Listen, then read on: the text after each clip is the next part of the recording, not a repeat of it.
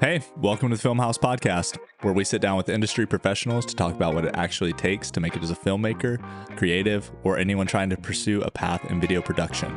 Daniel, what are we getting into today? Today, we're sitting down with Bryant Bural. He's an accomplished director and VFX artist based out of Nashville, Tennessee. He has spent almost 10 years in the music video industry and has worked with artists like Briston Maroney, Brook The Bluff, and Rector. We hope you enjoy this episode as we pick his brain a bit about how to access the industry, how to get the clients you want, and how he got to where he is today. Enjoy.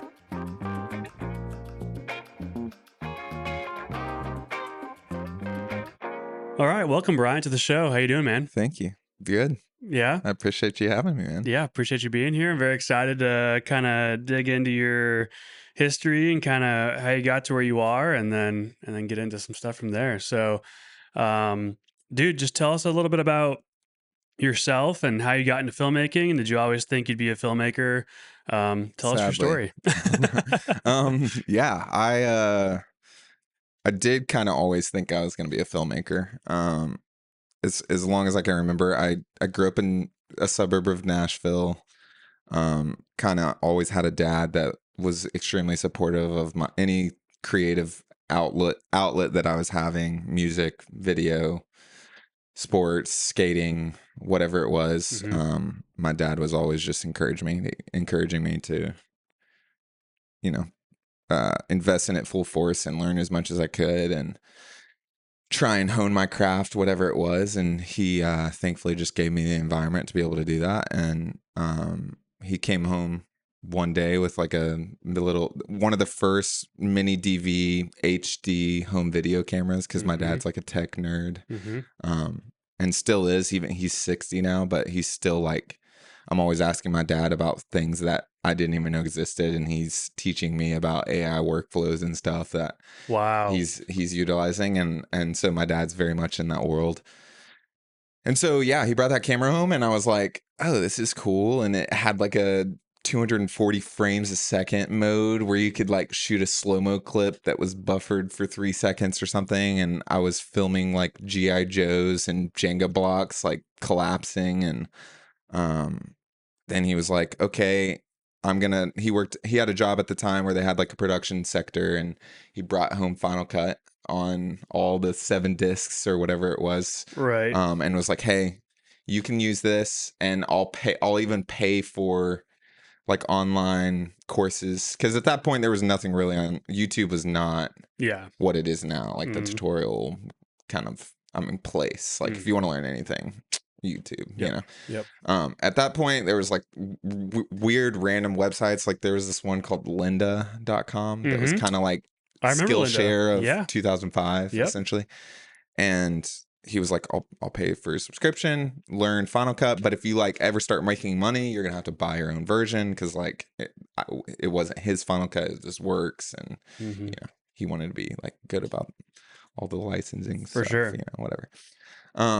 So I just dove in head first, like at 11, 12, and became obsessed, and just started shooting a bunch of stuff, and then kept doing that. And over the years, like when I was 14, I bought, I think I was 14 when I bought the Canon 7D, like the 5D Mark II craze, DSLR craze was kind of like as I was getting into it. And so I was like, this is awesome. Like a Super 35 sensor in my hands. And like, I didn't really know what that meant. Right. But I was like, you can put lenses on it. Like there was nothing really like that in the video world. It was like, cool, you buy a camera, you're like locked into whatever it had at that point. And you had like a 1/4 third CCD. It was like camcorder style. Yeah, I mean, the sensors were literally the size of your phone, and then they would have like a 20 to 1000 millimeter on it or something. But they'd call it a 20x zoom. That's what I was about to say. You know what they did have though? They had the zoom. Yeah, yeah. No, it was awesome. You could zoom. And I miss it. You're at the beach and you're spotting those dolphins out there, dude. Yeah, and probably stuff I shouldn't be. Exactly. Yeah. Like about a nickel for every time with like super zoomed dolphins at the beach, and it's just like shaky. The whole time. Oh yeah. 12-year-old kid with just an E&G style camera. Classic. So that's what I was for a little bit, and then I bought the Canon 7D, kept getting into it, started shooting weddings when I was 16. Wow, that's young. Yeah, I had a friend whose older brother like had a wedding company, and he was like in his mid-20s when I was 16. And I guess he saw something I did, or like knew that I was into that world, and was like, hey, you should like pursue filmmaking, because like this is like the new thing in weddings.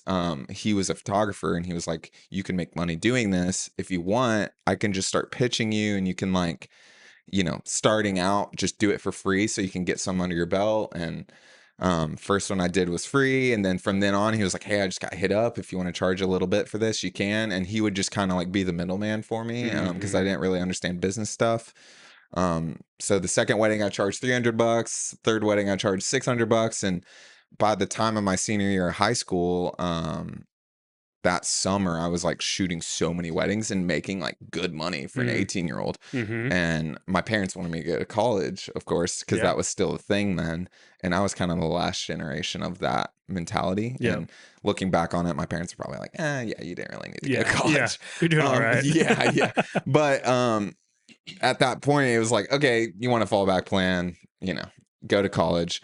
But I didn't want to, because I was like, I'm making more money than like all my friends working at Chick-fil-A. Like, why would I struggling trying to like pay for college? Yeah, exactly. In debt. Yeah, dude. When I was like 17, I made like $70 a month from working with my grandpa full time, homeschooled, dude. And nice, I was dude. great. I was homeschooled too. Were you really? Yeah. I forget that. Yeah. Man, were you homeschooled? No. You seem kind of like you were. I was gonna give you a high five, in like but the then best way. I was actually I was too scared. Unite. No, but you yeah, guys no, don't for seem real. like you were homeschooled. Yeah. So. Thanks, man. Yeah. Well, I went to like a co-op. Oh, okay, that's helpful. Yeah, so like you learned your social skills there. Yeah, like so I basically was like going. It was honestly like really helpful for. I mean, I didn't really get that much better at it in terms of time management and stuff, but at the time it was like it prepared me for like how college works, and like cool. Like I go once a week and I get all these assignments, and like I got to be diligent and do my assignments by the next week. Yeah. So it taught me valuable lessons there. Whether or not I'm like would procrastinate and wait till the last night right before and do all my work, that is something to be said. But it still was fun, and had a lot of friends and good social groups. And community and all the things. Yeah, because you know what normal high school doesn't teach you? It doesn't teach you how to do math and load the dishwasher at the same time. You know what you then you have to learn that in college, for sure. You know what I mean? You have to figure out how to wash dishes and go to class. That's if you do your dishes in college. That's if you're not eating off of and a lot of people don't. Paper plates and plastic cups. Right.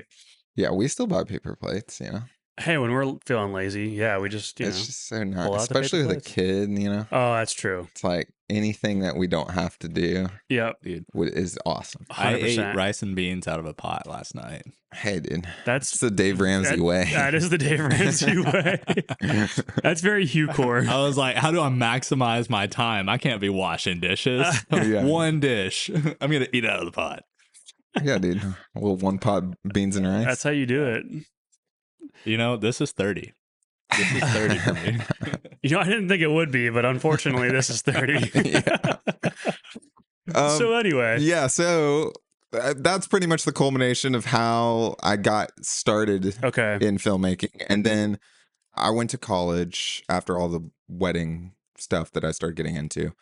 And I mean, I literally had no aspirations other than I wanted to be a filmmaker. So I was like, I'll get a film degree. And I kind of chased a girl to a school, which was looking back on it, not a great idea. Yeah.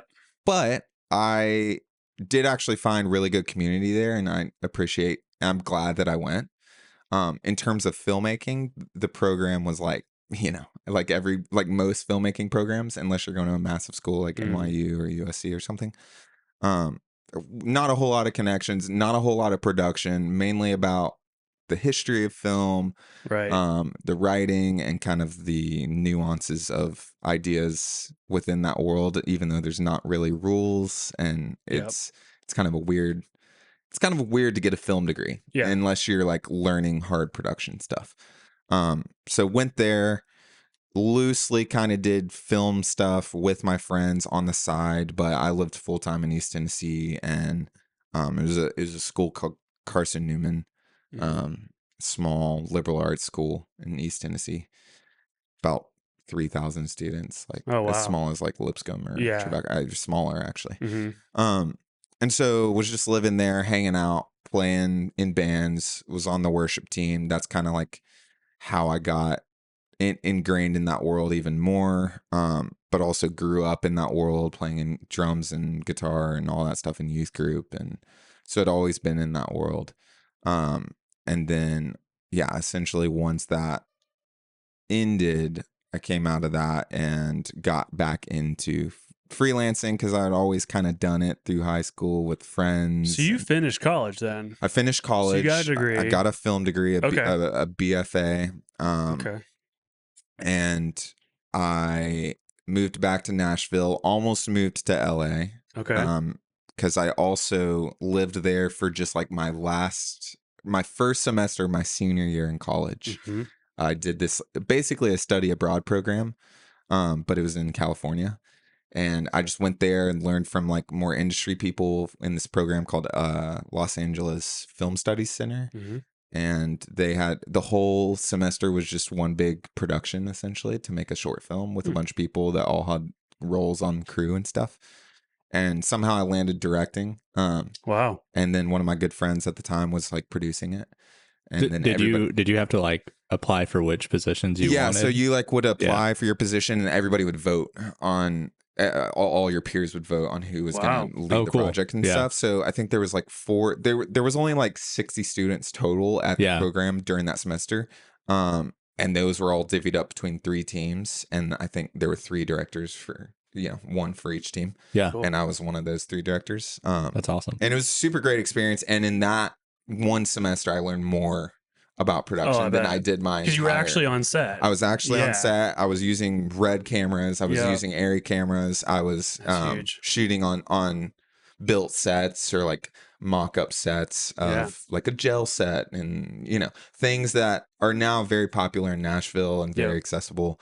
At that point it was very nuanced and hard to shoot in a hospital if you wanted to shoot in a hospital. So they had access to a lot of that kind of stuff and had a lot of people integrated in the industry and a lot of people that actually went to that program, including like Daniel Destin Cretton, who is the director of like all the new Marvel movies. A lot of them, like the Wu-Tang, forget what that movie's called. I don't know. I'm probably butchering. Yeah, I know what you're talking about. He did like the Glass House. He did a movie called Just Mercy with Michael B. Jordan. Yeah, he was in the program, and so they would have people in the industry come speak. And he came to speak and hung out with everybody, and he watched The Force Awakens with us when it was had just come out, and so I was getting more integrated into the production Hollywood side of things. Which is the original reason I wanted to get into filmmaking, and most people do. Yep. With the eventual kind of aspiration to be a director, direct a movie, do narrative work, whatever that may look like. It's kind of different for everybody, but that was kind of my goal at the time. And then moved back home, worked at this church, doing all this creative stuff, and then basically just pulled the trigger. Because they were really gracious enough to kind of, I was full time, but I would only work 30 hours. Right. And they were like, hey, you can freelance on the side. We know this is your like ultimate goal is to be freelance and be a filmmaker. And so they just kind of let me do that. And they were super flexible on like, awesome. Hey, can I take off this day and go do this shoot? Yeah. As long as I was doing the things that I needed to do, they let me do it. Yeah.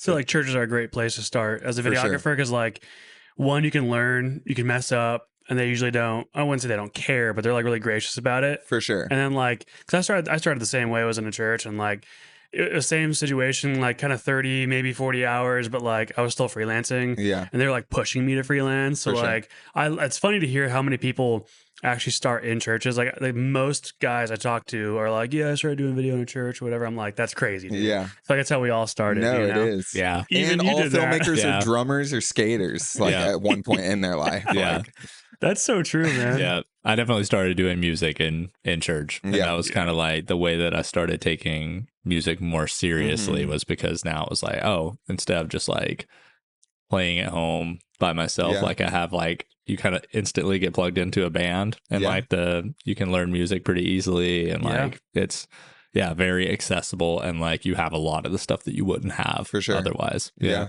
Just access to resources, Yeah. and different gear, And you have to be creative. Like even like worship musicians are like some of the best, because I feel like you guys practice like one day a week on a Wednesday night, and then you just have to figure it out on Sunday, which like I've always like, that would freak me out, man. You know? yeah, it freaked me out. And like you guys are like almost all like under practice, but you're still like pretty good. And like I feel like that like sets you up though to be a great musician like in the real world, you know, because like you have to just like kind of go for it. I definitely think it has a little bit more of like the run and gun vibes, which I think like, I mean, we're not going to get into this, but that's developed some, and there's things that are more professional in that now, I think, probably than when we were in it. But it was still kind of like, because you were just learning something new each week, it was that one, it was good repetition, but then also like you kind of just had to figure out how to make it happen. Because once Sunday was there, you were up in front of an audience, and you're doing worship and like and playing. So same with it was super helpful. Yeah, same with the video stuff. Like you don't have limited resources in a church, and then you like have to just kind of figure it out like what they want, and like it's kind of up to you to like build the creative usually. For sure. So yeah. Anyway, I was gonna say, I feel like it's a very safe place to just figure out how to do it, because exactly, like any creative thing, at some point you just have to actually do it. Or like you can stay in your house and like work on it and do stuff, but eventually you have to like actually get out there in that kind of like vulnerable state of being in front of people. I felt like church was like a super easy way to do that without really having to think about it that much, you know, which is a cool thing for that. Yeah, no, for sure. Yeah, I think I definitely learned a whole lot in that whole realm, especially because like my dad was heavily integrated in that world too, and did a lot of brand stuff for churches and nonprofits and stuff. So, I mean, adjacently, he unintentionally got me into kind of that world because he was working with a lot of creatives in different facets, musicians and video directors and stuff like that. And some of my earliest memories are like my dad taking me onto a college campus when I was 11, and they're doing a video production of a massive, new campus video that cost $100,000 to produce at that point, because like gear and stuff was just so expensive, and you were shooting on film, or you were like, so he would just bring me even to the few things that were like that, and it was like, oh, this is sick, like how do I get into this? And then by the time I got into it, actually it was like, okay, things are becoming more accessible. Like these smaller churches, these communities are like figuring out how different ways to integrate these types of new cameras and technologies, and like how can we tell stories, and kind of the church craze of during the Hillsong era, all of that is kind of when I got into it. So there was just so much inspiration because there were so many people creating so many cool things that had never been seen before. Right. And so I just wanted to be a part of that. However. And so from working at a church, you obviously have a great laundry list of artists and clients you've worked with now up to this point. So how'd you transition out of like the church scene into doing, I don't want to say more legit stuff, but like, you know what I mean? Essentially doing for sure. bigger gigs like that, bigger budgets, famous people, labels, things like that. It kind of started when I was still at the church. It's actually a funny story. The children's director at the time when I worked there, she was a few years older than me, and she went to Belmont, and she actually went for music business. And she had actually, it was kind of random that she was in this job. She felt called to it. She had actually just gotten off of Carrie Underwood's management team. Wow. And so she was one of like Carrie Underwood's right hand people. Carrie Underwood's only ever had one management company since American Idol, and she was part of that crew. And so she just helped me so much navigate that world, and like gave me advice, but then also like would connect me with people who were in that world, who were her peers that were like a generation above me, but were now working in the industry at like CMA or like 888, which is a management company. And so she basically became friends with me. Her and her husband became friends with me and my two roommates who were also like, they had moved down from Knoxville. They were both pursuing music. Well, one was pursuing music, one was pursuing management and wanted to manage him.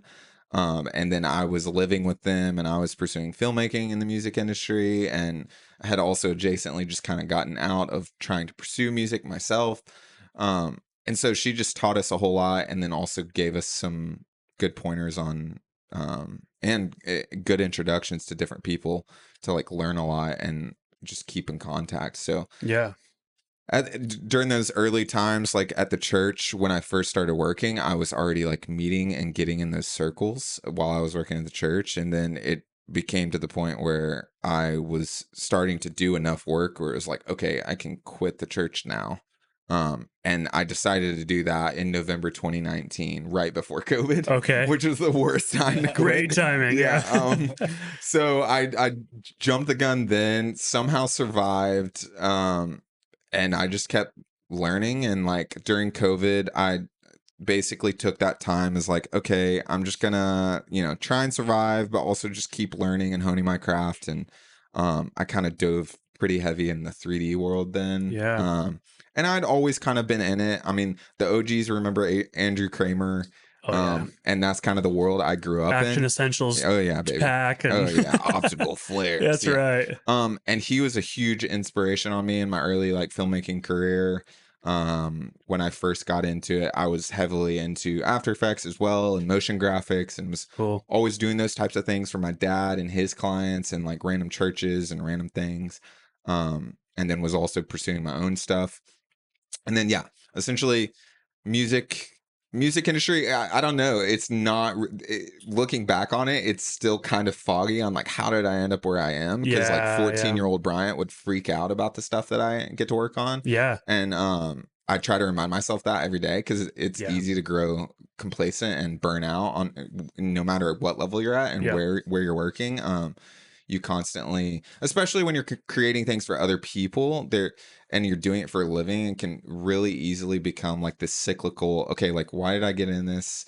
And like, how do I still make stuff for myself? And how can I like still find the passion and drive that I had and the wonder that I had when I was 13, walking around the backyard with a camera, shooting Nerf guns and like, stuff like that. So the music world, I just kind of fell into it because I had so many friends that I grew up around that were musicians, and I was kind of a musician myself, and just was working with artists that were pursuing it, including my roommate, and was working with him. And then I would meet other management or labels who would see my work somehow and then just reach out, and majority of it was just word of mouth. And that's kind of led me to where I am today. A few years later, I am doing a lot of 3D stuff and working with different labels and management companies and creative directors and different artists as well still, but it's kind of like all across the board, anywhere and everywhere. And I'm always working on different things. When I was younger, I was like, I want to do this one thing. I want to do it really well. And like, I want to, not stray off that lane. And like, as I've gotten older, I've actually like enjoyed kind of diversifying my talent and my skill set, simply because like it's a lot harder to get burnt out, because I can, do this one thing in this lane, and it's like, okay, I'll go to this other thing over here. Get a break. And I get a break and fresh eyes and new perspective in like a different sector, and doing 3D adjacent to filmmaking and VFX stuff has kind of like given me that. In a way that I didn't expect, that has been cool.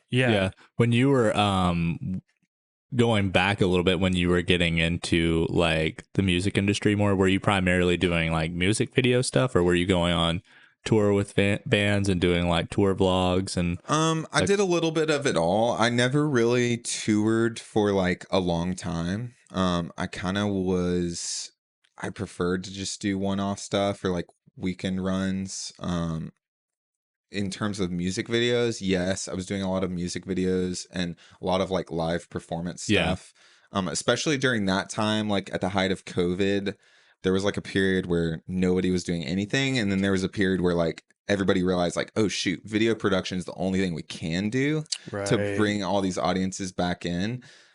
So I kind of fell into that world where I was filming a lot of random like live sessions that people would stream, and like Yeah. where bands were doing partnerships with these streaming platforms essentially to like have a virtual ticket and like go watch the band. Yeah. Cool.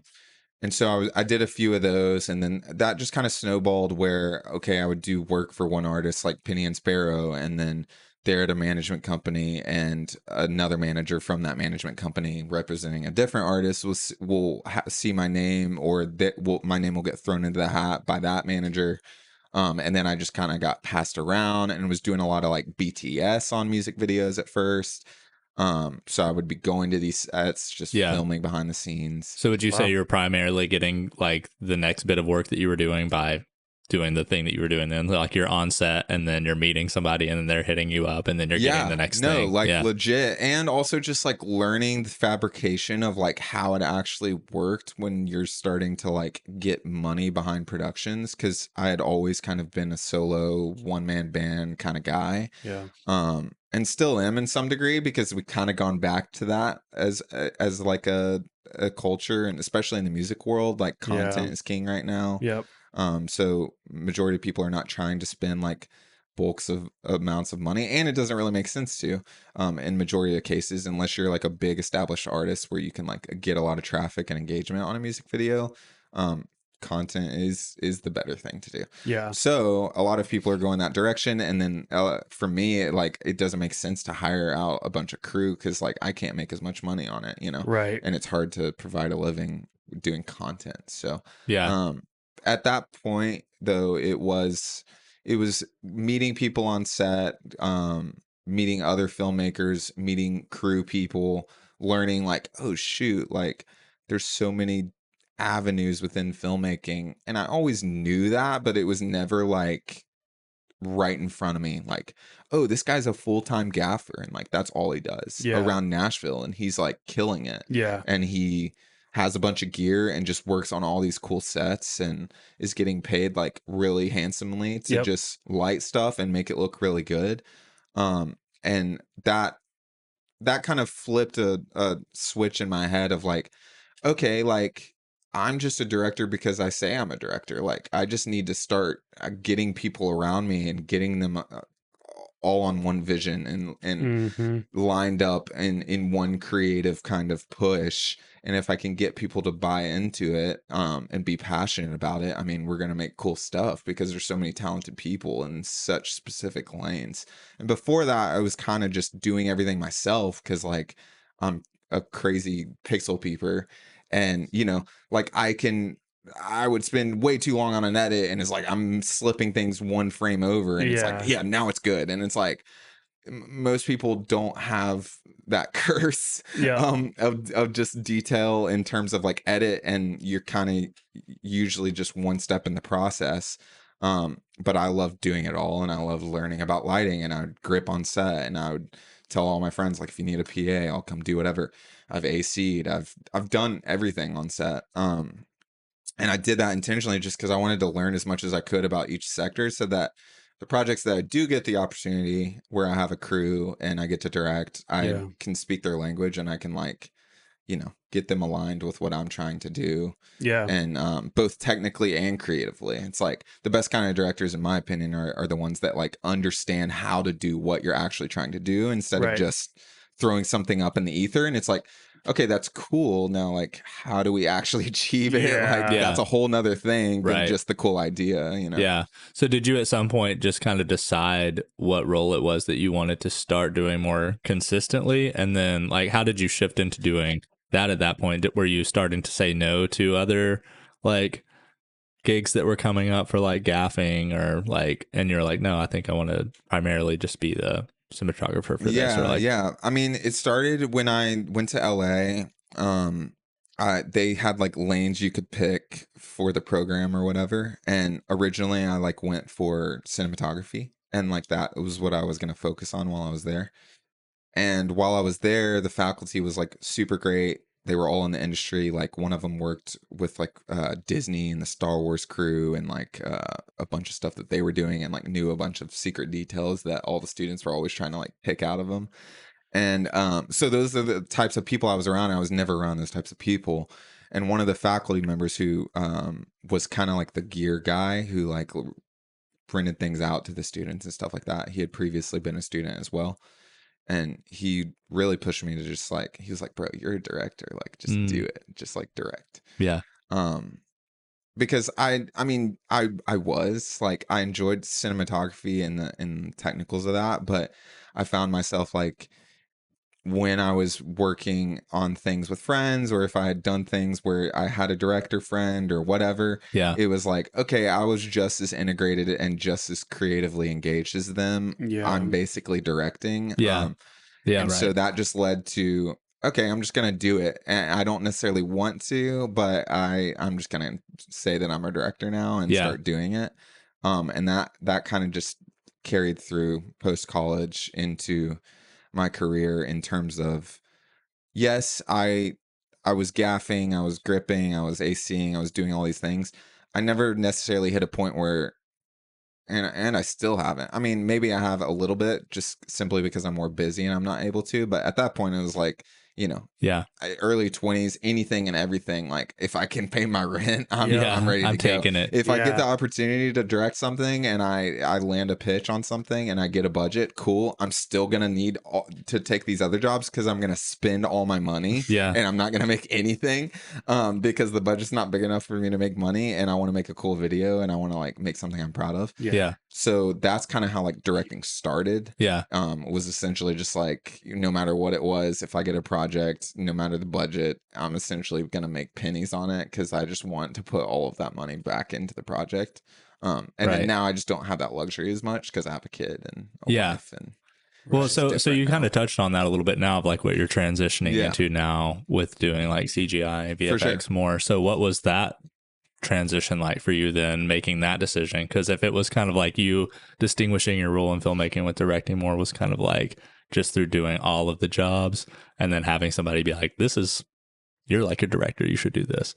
Like, did you just kind of decide that you wanted to do this? Because you touched on being kind of interested in it already and playing in After Effects and doing that. I'd say all that, like, just interest and curiosity in it that had stemmed from the Andrew Kramer days, like, had never left. And directing like was an avenue of like, okay, I know a lot about these different methods in CGI and VFX that are possible, but I still have a lot to learn in the technical side, and I wouldn't necessarily know how to pitch for it or hire somebody to do it.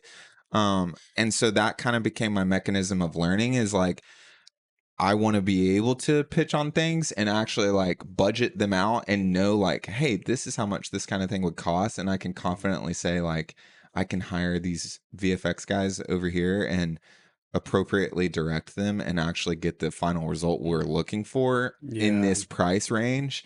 And that was the main mechanism for learning it, was just so that I could understand the process and how much time it would take. And so you were kind of doing the same thing that you had already been doing, which was like doing all of the roles to learn about them. And that's the avenue that I got into VFX, was like essentially just learning it as another arm of filmmaking to be able to tell stories and do cool stuff.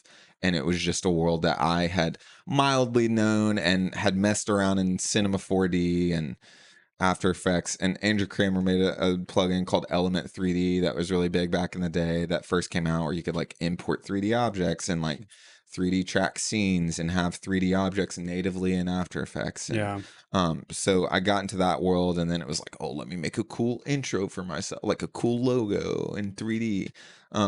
That was how I originally like saw that VFX world, and like muzzle flashes and, you know, the classic YouTube lane of VFX, quarter digital, Freddie Wong, that whole era. And so I was interested in it from then, and then kind of Blender became like the staple. Hey, this is like kind of a game changer. Software, and it's free and it's accessible to everybody. And it's getting better and better and better every single year. Do you think you decided to get more into it a little deeper because it became more accessible than it was like when Andrew Kramer was like, because everything was like After Effects or expensive software. It was like clunky. Yeah. And I remember that was something that scared me away. I was just like, bro, I don't know how to do this. Yeah. Man. Like I'm out. You know, I'll leave that to like the corridor guys and all those guys. Yeah. But is that why you think you kind of decided recently to be like, okay, let's do this, or was there other motivations? Well, I would say part of that, like, and especially during that era, and especially now, like YouTube is known as like this just absolute massive force of learning in every facet in whatever, like there's tutorials on anything. And 15 years ago that wasn't the case, and it was more like a vlogger sketch type platform, and now it's more of a learning platform, I would say. Well, it's kind of a both, but there's a lot more information and that's just free and accessible to anybody that wants to learn it than there ever has been. And good resources from really talented people. So during COVID, I kind of recognized that simply because Blender was kind of a part of that and adjacent to it, but also there was all these people that were making such good stuff on like, how can I actually utilize this in my career, in my personal projects, whatever it is. And it was also something that interested me. So I was like, I'm just going to dive headfirst a little bit into this and just learn it a little more so that I can at least speak the language a little more if I end up running or brushing shoulders with people that work in this, so that I can, hopefully if I get a job where I have to do VFX on it, or there's going to be VFX on it, I can like direct them and I'm not completely lost in the water and just absolutely scrambling. So like you said, that makes a better product. I feel like the best directors in Hollywood, when they're like ex VFX guys or supervisors, they like the CGI in that movie is perfectly blended. It doesn't come off like CGI for sure heavy, or not heavy, but like it's unnoticeable, which it should be. Unnoticeable. So like that's huge. And what I've realized too, like especially getting into the world more heavily now, and I can talk about the transition into that, but when I was getting into it and kind of, just consuming movies and media and whatever it is, and all the bad CGI you've ever seen, what I realize now, and what I've realized as I've gotten into it, is like most of the time that isn't the artist's fault. Like it's just the time, the budget, and also the director. Like it does come down to like, if you don't have a director that knows anything about that, and this collective hive mindset is just trying to figure it out, and then until they're like somewhat happy, but you're also brushed against like, you've got a deadline, and then you also have a certain amount of budget, so you can only have a certain amount of people working on it. You hit limitations really quickly. And so that kind of became clear to me. And I was like, okay, cool. I don't want to ever run into that kind of thing where I just don't know what's going on, and I spent all my clients' money and it still looks like shit. So that just became a mechanism like, okay, I'm gonna at least learn how to do this somewhat so that I know how to like appropriately prepare for this kind of thing, or like pitch for it, or like, whatever it is. And in movies like that, I mean, I would reference something like The Creator. What's his name? Gareth Edwards. That's like the perfect example. Is like, okay, VFX, and so because of that, you can do this movie really cheaply because you're not shooting anything you don't need. You have the exact plates you need. You have all the stuff that you need to actually pull this vision off that you have. And then there's the other side where you have directors that aren't really involved in the post-production process. They've just been pulled in to do this movie. They know they're going to replace all these things. They don't have a plan about it beforehand, and then they're figuring it out afterward, and then they run out of money before it looks good. And then it just tanks when it comes out.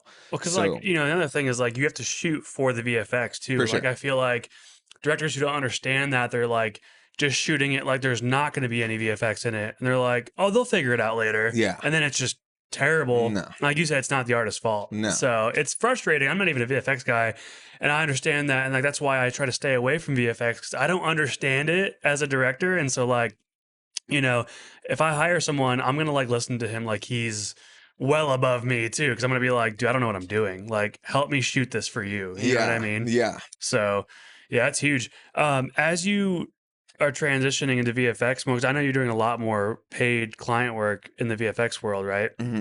So, as you are doing that, is that because would you say, are you transitioning for it's more consistent work and money, especially as you start a family right now? Or is the music video world kind of like a dying art form? Or are you going to keep directing? Like basically like what's kind of All of those, your, yes. yeah, right. I know it's more complex than it being just like one answer, but Yeah. I feel like all of those things based off your whole story are all reasons you're kind of transitioning into VFX. But like, so where are you at kind of now with all of that?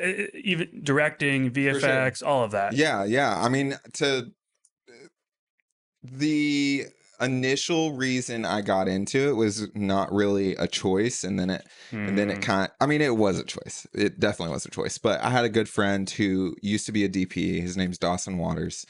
And we had known each other since like our early 20s. We were both young filmmakers. We both thought we were cool. And at that point, like everything was super gatekeepy. Everybody had their sauce and everybody was trying to hide their sauce. And like, yep. you don't want to give away tips to like give to people that, especially in your early 20s, like you just kind of had an ego about it. And then you like get older and you're like, why did I ever do that? And then now there's this whole trend of like, knowledge is power, share your knowledge, like all those opportunities will come, even if everybody knows how to do the same thing that you Right.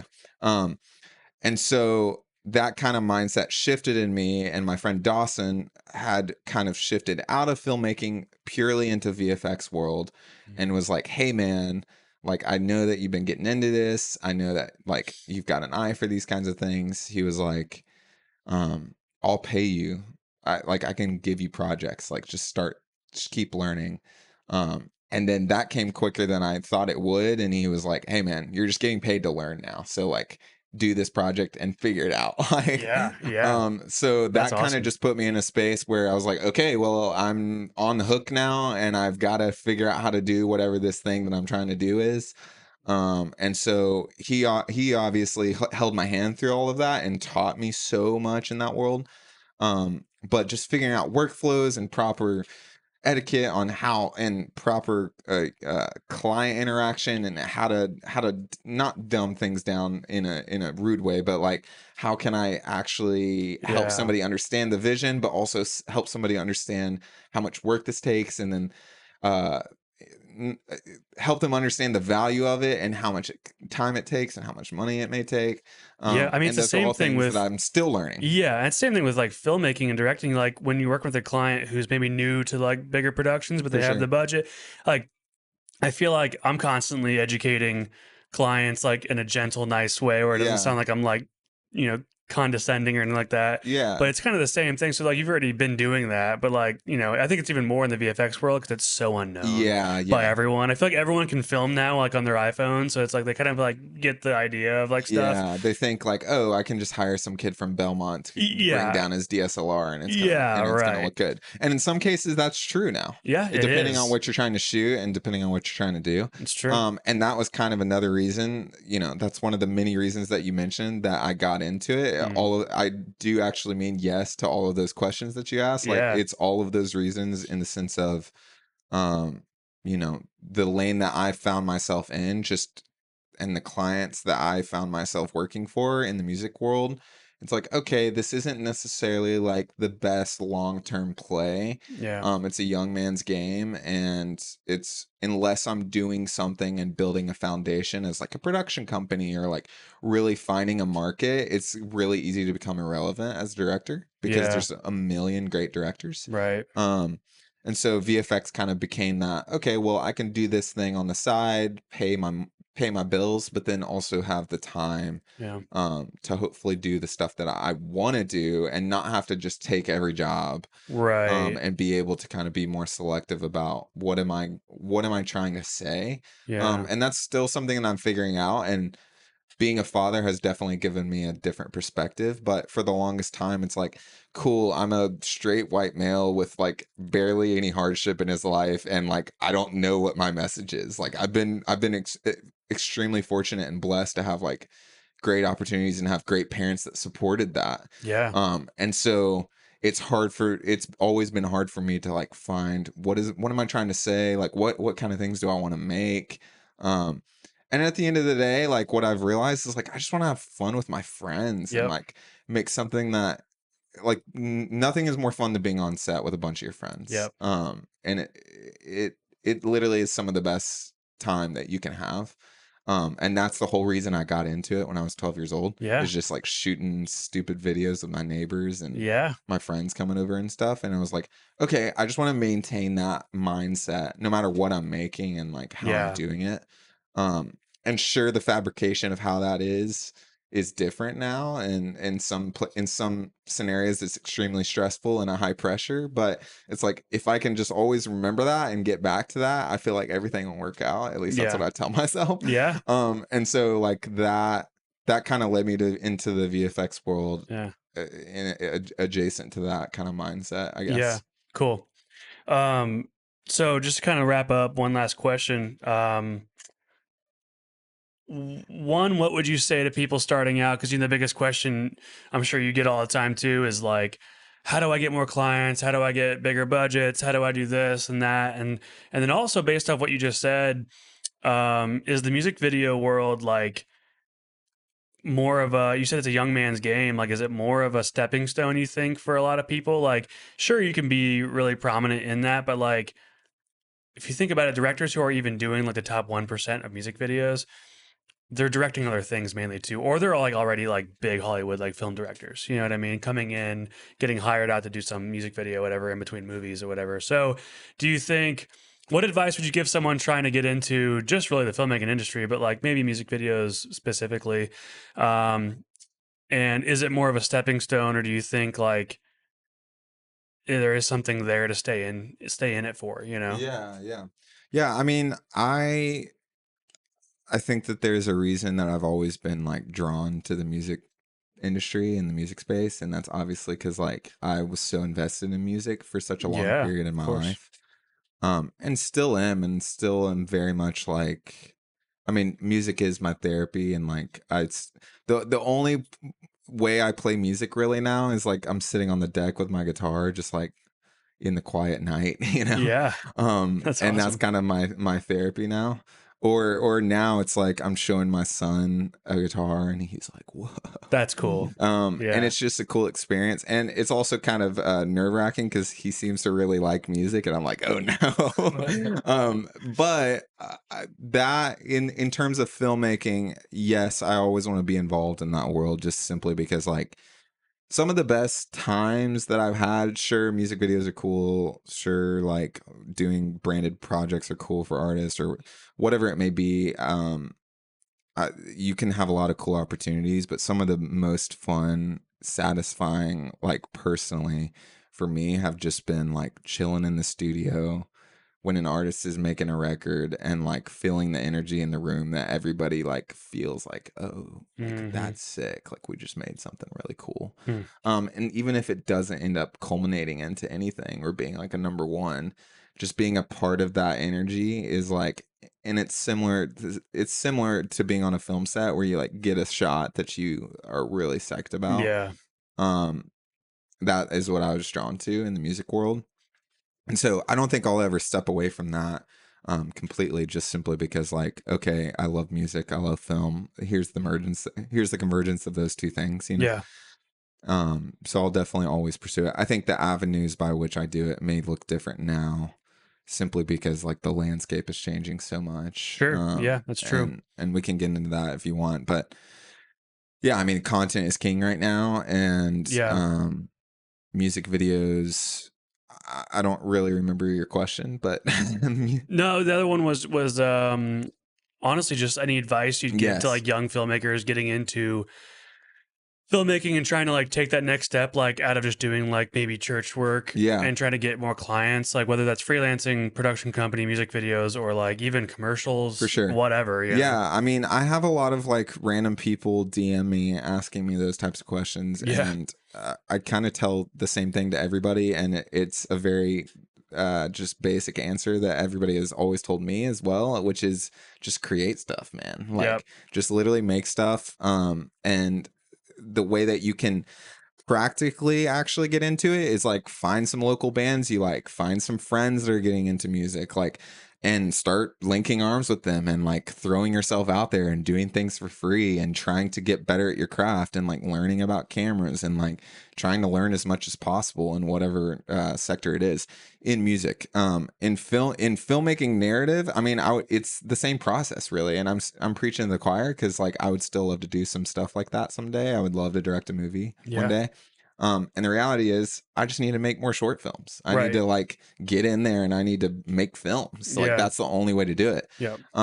And it seems a little daunting and it seems like, okay, there's got to be a more clear path. Well, there isn't. Like that is it. Like just starting. You're a director when you start calling yourself a director 100%. and you start directing things. There's not any other time.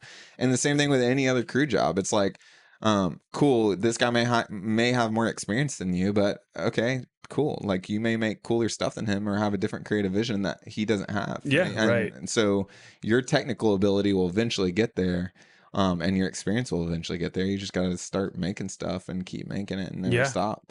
And the same thing applies in the music world. If you're specifically trying to get into that, like you'd be surprised how like I've never advertised myself a day in my life, but I'm still working and I've been freelancing for almost 7 years now, and it's like, okay, something's working. So yeah, I think just making stuff and meeting people and never stop. That's great. Sweet, man. Well, Bryant, man, we appreciate you taking the time to come on the show. This is everything great. You had to say. Yeah, thanks for coming on. I feel like I talked a lot and y'all didn't talk. No, that's exactly what the point is. Okay, perfect. Yeah, we really wanted to know. We really wanted to know about you and your story and what you've been like, how you got to where you are now, and the progression of that. So. And honestly, I could have kept asking you questions about specific like gigs you've done because I'm just so interested personally. I'm surprised we didn't talk about AI. I know. Well, you know, we have to pick a topic and stick with it. That's You'll episode 2 with you. Once you're like after AI is taken. I was gonna say once you're like using AI to do everything basically. You're like, I don't even work anymore. Actually, I'm broke now. But yeah, dude, appreciate you coming on, man. This was great. Cool.